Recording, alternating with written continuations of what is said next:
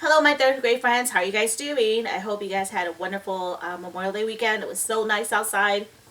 We were out all weekend. I was able to get my vegetable garden going. I have some tomatoes, some peppers, some sugar snap peas, some cucumbers, and some, what else did I do in there? I have raspberry plants already. They have been going on. I've had the raspberry plants for several years now. And they're going so well, so I can't wait for our garden to start growing the tomatoes, because I love tomatoes from the garden. But going back to Wishtree, when we read last week where we left off, there was Red had broken a rule. He started talking to Stephen and to Samar. Can you imagine the tree started talking to you? He started to tell them the story of Maeve, a girl named Maeve who came from Ireland, who was Francesca, the lady who owns the house now. She's the one that decided to cut down the trees, to cut down bread, that is. This is Francesca's grandmother. So he's telling the story of the importance of himself and why he needs to stay. So there, if I don't know if you remember or not, but Maeve had made a wish. She was the one that started the tradition of Wishtree.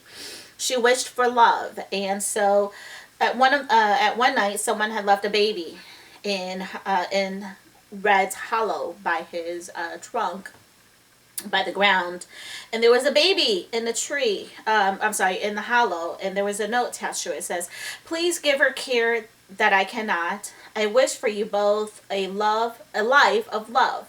And so this is the story of this would be Francesca's mother then. Okay, her name is Amadora. That's what Maeve named her, which meant in Italian the gift of love, because that's what she was. She was a gift of love.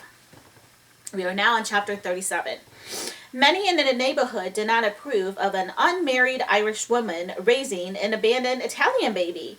People talked as they will, and they as they must, because they're whispering and talking behind her. Some people were even angry. They said hurtful things.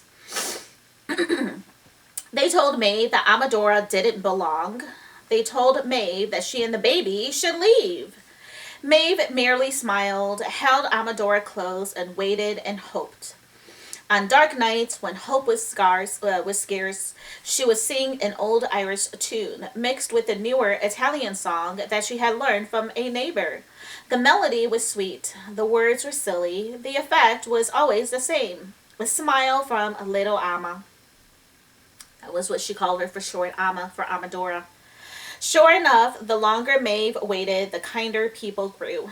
And before long, Amma, as she came to be called, was as much part of our messy garden as all the rest of us. When Amma was old enough to feed Squibbles and his family, she did. When she was strong enough to climb me, she did. And when she was ready to make wishes of her own, she did. Amma grew up steady and honest and kind like her mother, and had babies of her own, and then grandchildren and great-grandchildren. Eventually, Amma and her husband bought a little brown house, and the one next to it, painted them blue and green. Oh, this was her great-grandchildren, I believe. Oh, no. This is her, Francesca's, I think, grandparents. So they bought Stephen and Samar's house, painting them blue and green. Years later, they purchased a house across the street and began rent the blue and green houses to other families. The family grew and prospered and argued and failed and loved and laughed. Always and forever, the laughter kept them going. And when Amma's grandchildren had a little girl, she chose to find an Italian name for her, which, with a fine Irish middle name, Francesca Maeve. So this was, Amma was the baby that was left behind for Maeve to take care of.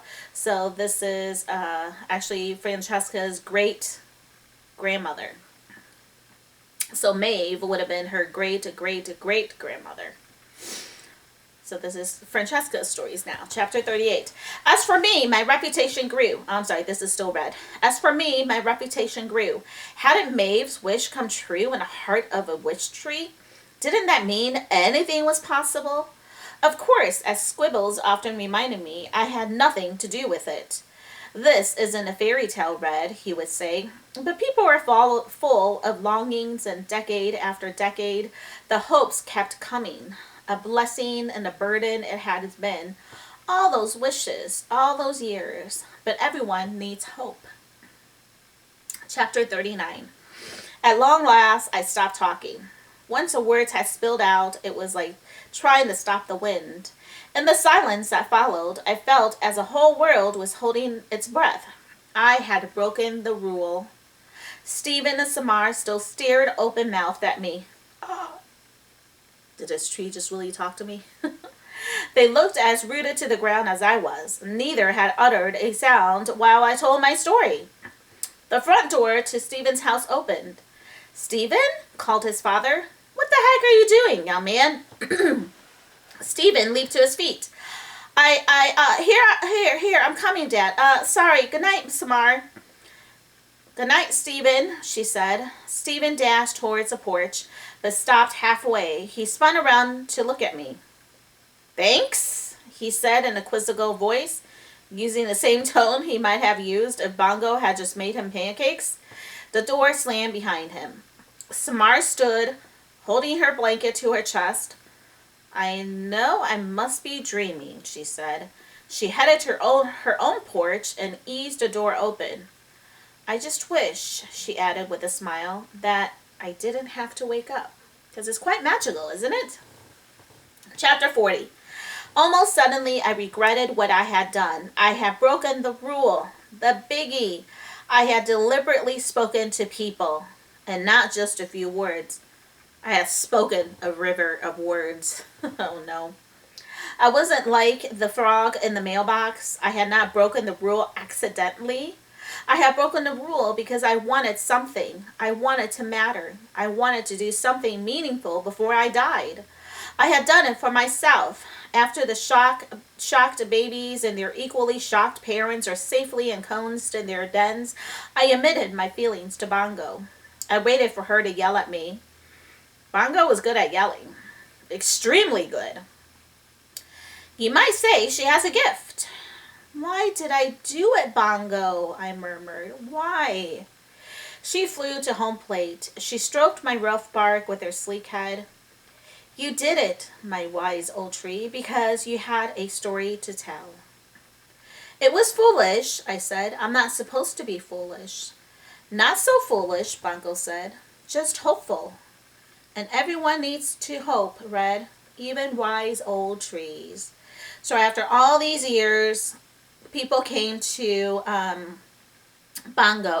everyone came to Red to tell him their wishes. And now he's the one feeling hopeful. He wants to be kept. He doesn't want to be cut down. So now he's the one feeling hopeful. Maybe, just maybe, something will happen and he will be able to stay. Okay, my friend, we will actually stop there and we will try to read some more parts next week. I hope you guys have a great week and I will see you soon. Bye-bye.